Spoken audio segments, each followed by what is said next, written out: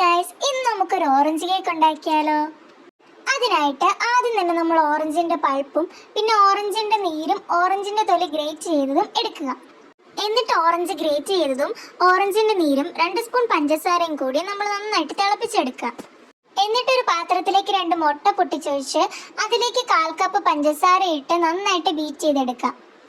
1 cup മൈദയിലേക്ക് 1 teaspoon baking പൗഡറും 1/4 teaspoon baking സോഡയും 1 teaspoon കറുവപ്പട്ടയും ഏലക്കയും പൊടിച്ചതും കൂടെ ചേർത്ത് നന്നായിട്ട് അരിച്ചെടുക്കുക.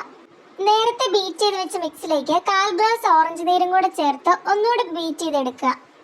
അതിലേക്ക് അരിച്ചു വെച്ച മൈദയുടെ മിക്സ് ചേർത്ത് നന്നായിട്ട് ഇളക്കി കൊടുക്കുക. അതിലേക്ക് 2 ടീസ്പൂൺ നെയ്യും 2 ടീസ്പൂൺ ഓറഞ്ച് ജ്യൂസും ചേർത്ത് നന്നായിട്ട് ഇളക്കി കൊടുക്കുക.